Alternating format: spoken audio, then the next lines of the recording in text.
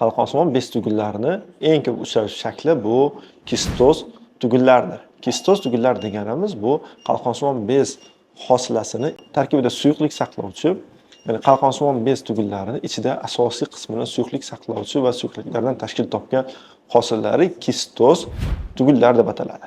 Bu tugullarning qanday shakllari mavjud? Kistoz tugullari asosan 3 xil shaklga farqlanadi. Asosiy birinchi shaklida bu asosiy qismini suyuqliklardan tashkil topib, qattiq zich qismlari bo'lmaydi. Ikkinchi turda bo'ladigan bo'lsa, to'qimani o'sha suyuq qismi qotishni boshlab, kistoz va solid komponentlari bir-biriga mutanosibligi saqlangan bo'ladi.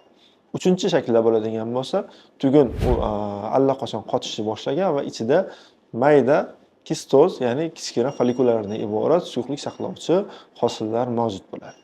Aksariyat holatlarda bu kabi o'zgarishlar yaxshi sifatli bo'ladi, ya'ni onkologik kasalliklarga aylanmaydi. Shu sababli faqatgina bemorlar uchun agarda o'zlarida tugulli hosillar aniqlashadigan bo'lsa, ultratovush orqali buni tasdiqlash, undan keyin esa biopsiya zaruriy holatlarda biopsiya amaliyotini amalga oshirish bilan diagnostika etapiga yakunlanishi mumkin.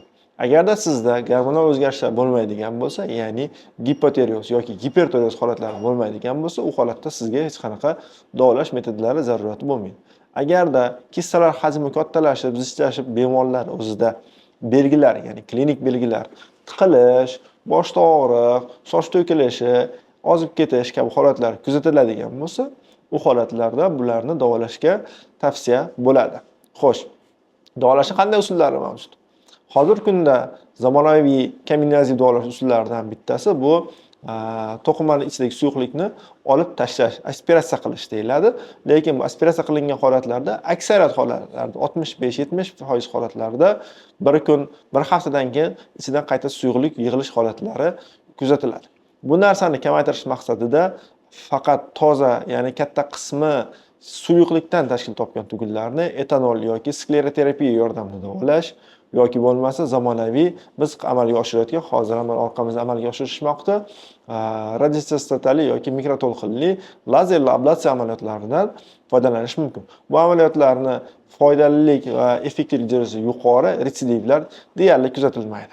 Agarda sizda ham kistoz tugullar bezda qiladigan bo'lsa, bizni konsultatsiyalarimizga yoziling.